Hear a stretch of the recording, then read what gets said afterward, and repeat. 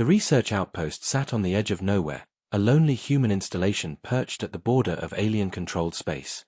Beyond it stretched a void of uncharted stars and ancient ruins, places whispered about in military briefings and hushed conversations among crew members who had seen too much. Captain Mason had heard the stories, about things buried in forgotten worlds, about technology so advanced it was indistinguishable from magic, and about beings so dangerous their own kind locked them away. He had dismissed most of it as campfire talk meant to keep soldiers sharp during long, silent nights. That changed when the outpost intercepted a signal from deep within the sector known as the Forbidden Zone. The signal was not random static. It carried a rhythm, a faint but deliberate sequence of tones repeating every 2 minutes. Even stranger, it pulsed in a frequency human instruments could barely register, as if it was meant for minds rather than machines. Mason was ordered to investigate with a small strike team. The mission briefing was clear: enter the Forbidden Zone, locate the source, retrieve any data, and return. But the warning was even clearer: under no circumstances should you attempt to activate or interact with whatever is inside. Mason felt the chill in the commander's voice when she said it, the way a soldier might speak of a battlefield that never gave back its dead. The journey was uneventful until the alien facility appeared on the horizon. It rose from the barren planet like a black monument, smooth and seamless, without a single mark of decay despite the centuries of abandonment. Its surface shimmered faintly, as if it rejected the light of the twin suns overhead. Mason's team moved cautiously, their boots echoing on a landing platform that felt too warm beneath their feet. The entrance opened at their approach, not with a mechanical hiss, but with a sound like a sigh. A low, resonant hum rolled through the structure, vibrating in their bones, almost as though it was aware of their presence. Inside, the facility was not made for human eyes. The walls seemed to bend inward and outward at the same time, creating a sense of infinite space that made the team uneasy. Symbols glowed faintly along the walls, alien runes that flickered as Mason passed, reacting to him as if curious. "Feels like it's watching us," one of the soldiers muttered. No one disagreed. They followed the signal deeper, until the passage opened into a vast chamber at the heart of the structure. At its center stood a containment cell unlike anything Mason had ever seen. It was not a cage of metal and locks. It was a sphere of shimmering light, hovering a few inches above the floor. Dark energy coiled within like smoke trapped in glass, yet at times the patterns shifted, almost forming a silhouette, tall, humanoid, and still. Mason stepped closer, his breath catching as the silhouette tilted its head, as though sensing him. Then, as if reaching across the barrier of light, a soft whisper brushed his mind. It was not sound. It was thought. A single word: Mason. Every muscle in his body froze. No one had spoken his name aloud since entering the chamber.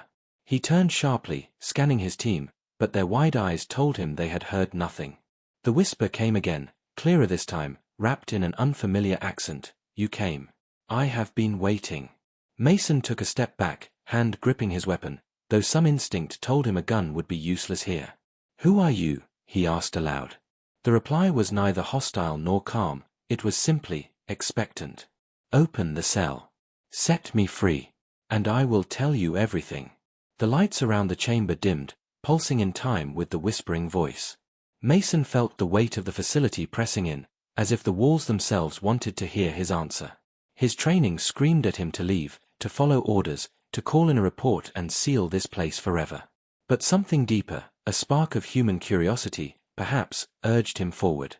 Whoever or whatever was inside that sphere had been waiting for someone like him. Or maybe just him. The question clawed at his mind, louder than his fear: how did it know his name? Then the containment field rippled, and the silhouette within shifted closer to the edge.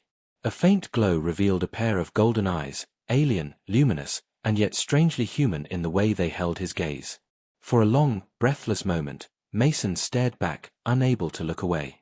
The voice spoke once more, softer than before, yet heavy with promise. "If you leave me here, your world will be safe, for now. If you open this door, everything changes. Choose wisely, Captain." And then, darkness.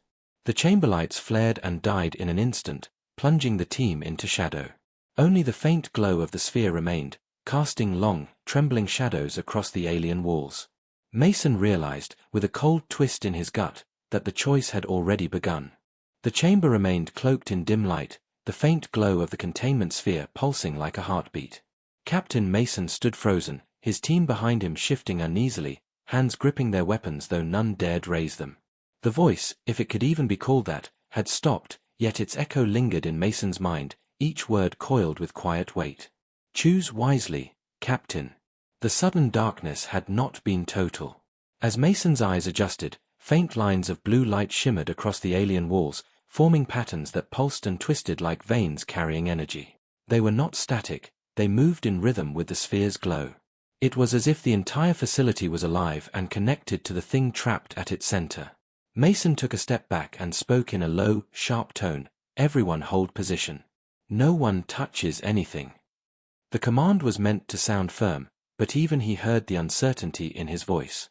One of the soldiers, Ortiz, edged closer and whispered, "Sir, what the hell is that thing? Some kind of AI?" Or, his words trailed off as if saying more might summon the creature's attention. Mason did not answer. Instead, he moved to a console near the sphere, a structure of dark, polished metal with faint symbols carved across its surface. They pulsed faintly when his shadow passed over them, like dormant sensors waking at his presence. He hesitated only a second before brushing his gloved hand against one.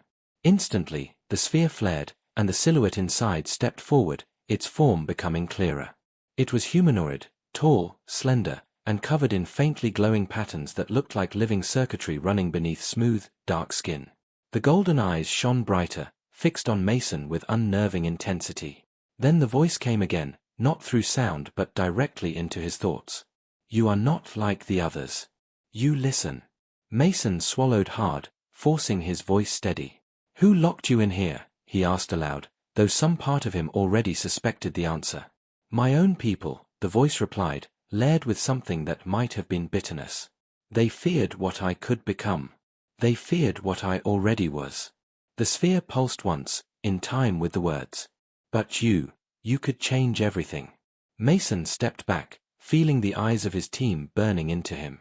They couldn't hear the voice, couldn't sense the pull threading into his thoughts, but they saw his face and knew something was happening. Sergeant Kearns, the oldest of them, spoke up. "Sir, we should leave. Whatever this place is, it's not safe.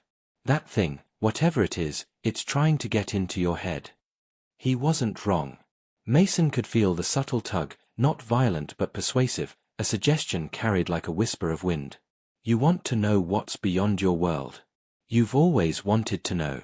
The words stirred something old in him, something that had driven him to sign up for deep space duty in the first place.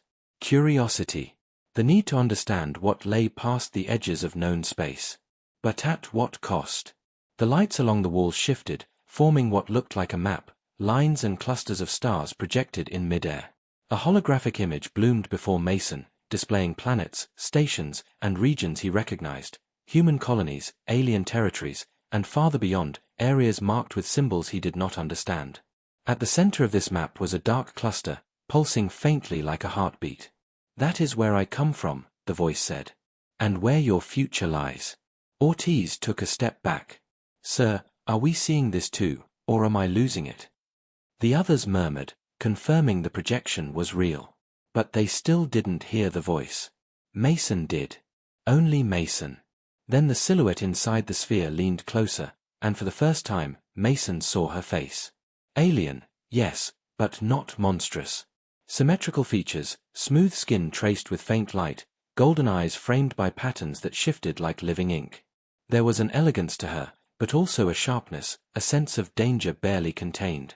"Free me, Mason," she whispered, almost tender now. "I am not your enemy. But if I stay here, your enemies will find me first. And then, they will find you." Before he could respond, the chamber shook violently. A tremor ran through the floor, nearly knocking the team off their feet. The holographic map flickered, replaced by a single flashing symbol. Mason didn't need the voice to tell him what it meant. Someone else had just entered the facility. Someone, or something, not part of his team. And then the whisper returned, colder this time. "Decide quickly.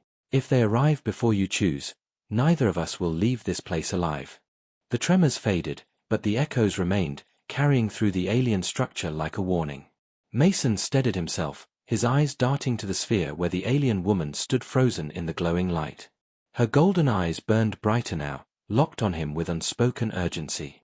The whisper returned, softer yet sharper than before. "They are close, closer than you think." Mason signaled his team with a quick hand gesture. "Form a perimeter. Watch every approach."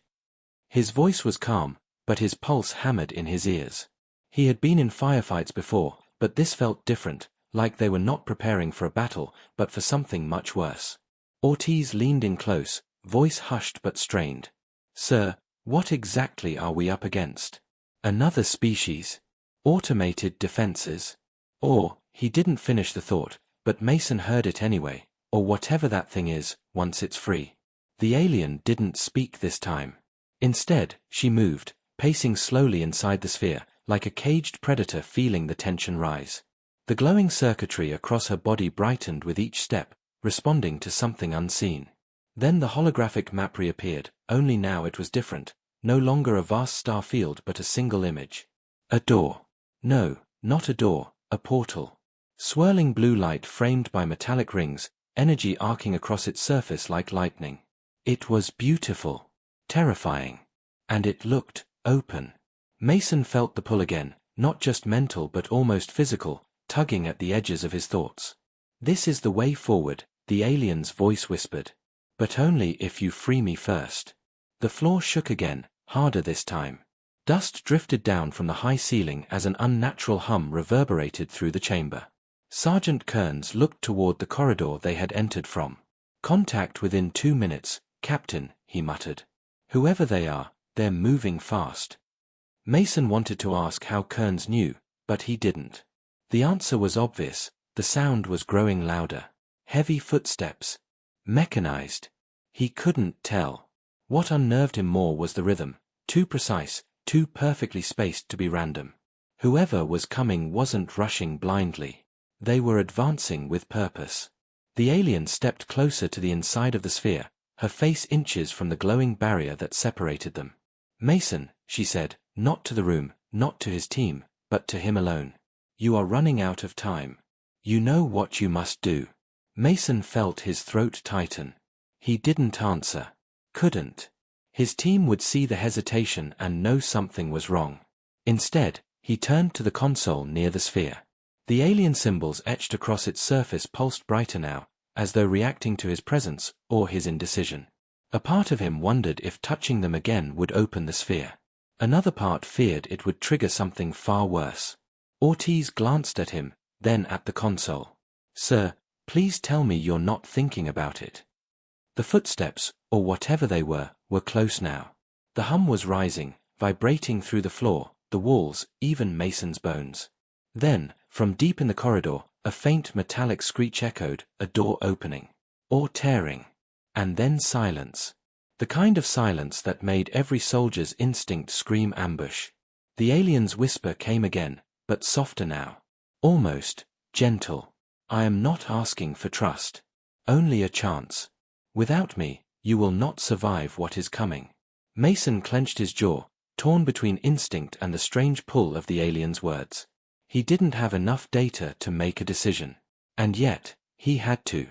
Then, as if sensing his hesitation, the alien did something she hadn't done before. She lowered her head. Not in submission. In acknowledgement. As if to say, "I know you doubt me. But decide anyway." The footsteps stopped. The hum vanished. And for a heartbeat, the entire chamber was still. Then the lights dimmed, the holographic portal flickered, and a shadow appeared at the entrance to the room, tall, angular, and unmistakably not human. The shadow elongated as it stepped into the chamber, the alien light bending around its form like rippling water. It was tall, nearly 3 meters, its exoskeleton segmented like dark armor and glistening under the pulsing lights. Its movements were deliberate, silent, but carried a sense of weight and purpose. 2 more emerged behind it, their heads turning with unnerving synchronization, scanning the room, locking on the sphere where the captive stood. Mason's team froze, weapons raised but fingers tight on the triggers. No one fired. Not yet. These weren't mindless beasts. They were soldiers, or hunters, and they had come for her. The alien woman's voice entered Mason's mind again, sharper this time, edged with warning. If they reach me, I die. If I die, the portal dies with me. And so do you. The lead hunter took another step forward, tilting its head as though assessing Mason and his team. Its faceplate shifted, revealing rows of bioluminescent markings like tribal scars. Then, without a sound, it raised a long, blade-like weapon from its back. The edges shimmered with a faint, bluish light. Plasma or energy, Mason couldn't tell, but it was enough to make his stomach clench. Ortiz whispered through clenched teeth, "Orders, sir." Mason didn't answer immediately. Firing first might start a war they couldn't win. But standing still could be worse. The alien captive took a step closer to the edge of the sphere, her golden eyes burning. "Free me. Now." The hunters moved in perfect formation, spreading slightly to encircle the sphere. One of them produced a device from its hip, small, metallic, and covered in glowing runes. When it activated, the barrier around the alien flickered for the first time since Mason had arrived. Cracks of light spread across the surface like fractures in glass. "They're taking it down," Kearns muttered, panic edging into his voice. "Sir, if they're after her, we can let them have her and walk. No reason to die for someone we don't even." A sound split the air, high-pitched, resonant, like a sonic pulse. The alien woman had raised her hand against the inside of the sphere, and the light within it flared so brightly that the hunters flinched back. She wasn't just a prisoner, she was still dangerous, even confined. Mason's instincts screamed at him. He stepped toward the console. The alien symbols shimmered as though sensing his intent. One touch. One choice. Freedom or containment. The hunters didn't wait. The lead one lunged forward with startling speed, driving its blade toward the sphere. The console lit up like a beacon beneath Mason's hand. "Choose." The alien's voice thundered in his mind. Mason slammed his palm down. The barrier shattered, not with an explosion, but with a blinding surge of light that erupted outward in a wave, throwing the hunters back and knocking Mason and his team off their feet. When the glow faded, the alien woman was free, her glowing markings now coursing across her body like living energy. She stepped out of the fractured sphere, her expression no longer calm but fierce, almost predatory. The hunters rose, regrouping quickly. But now, the air crackled around her. She raised both hands, and arcs of golden energy lashed out, striking the nearest hunter and hurling it across the chamber with a metallic scream. Mason struggled to his feet, rifle in hand, heart pounding. They had freed her. But was that the right move? The alien turned her gaze on him, not hostile, not yet, but there was something in her eyes that said, "You are part of this now. Whether you want to be or not." Behind her, the remaining hunters began to recover, weapons glowing brighter.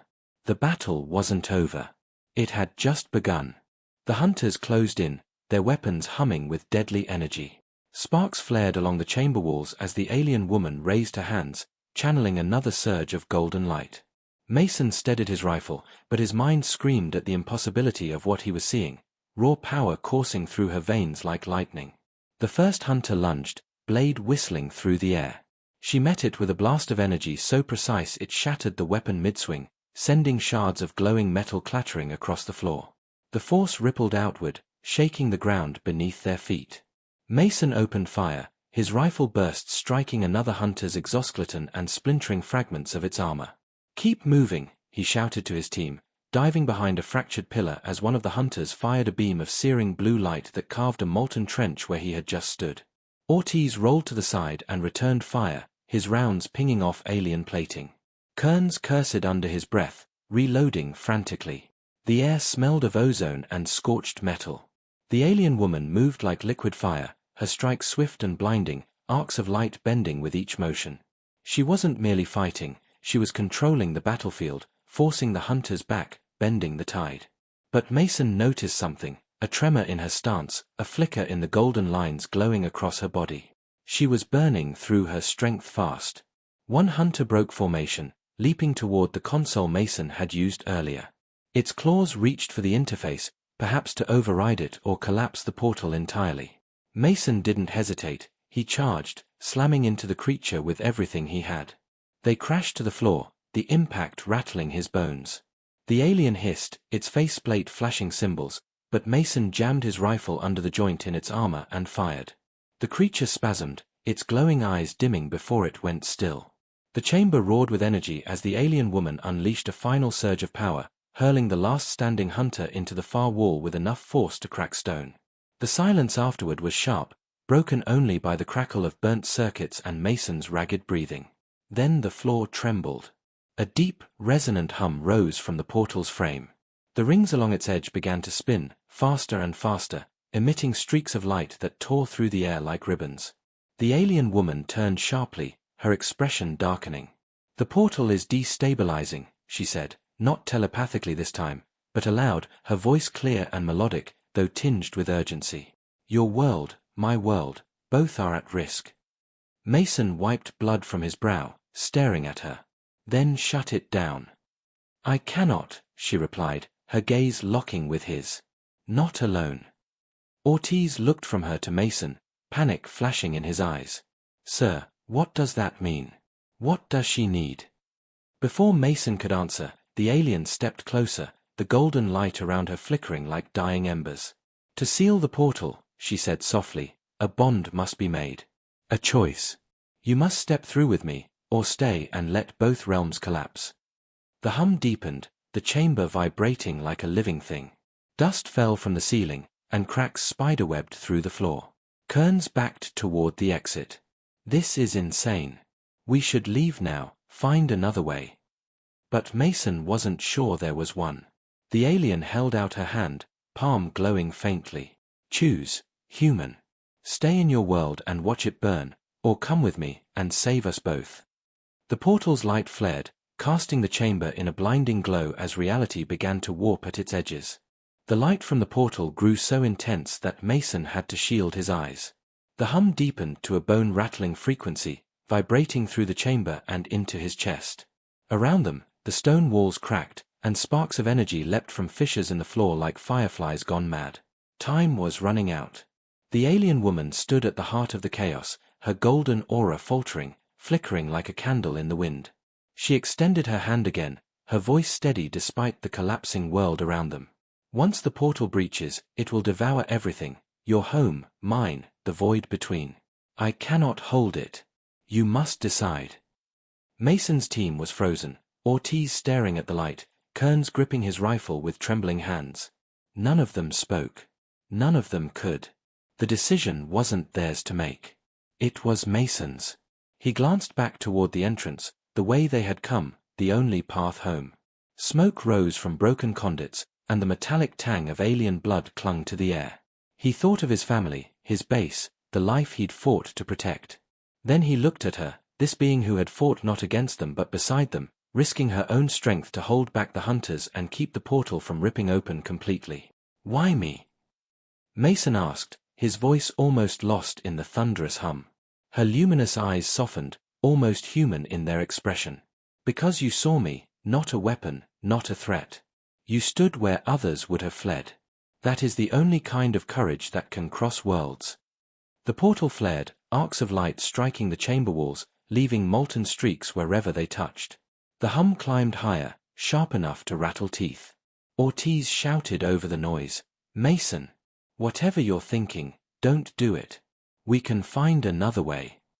"There is no other way," the alien whispered, her voice cutting through the chaos like a calm wind before a storm.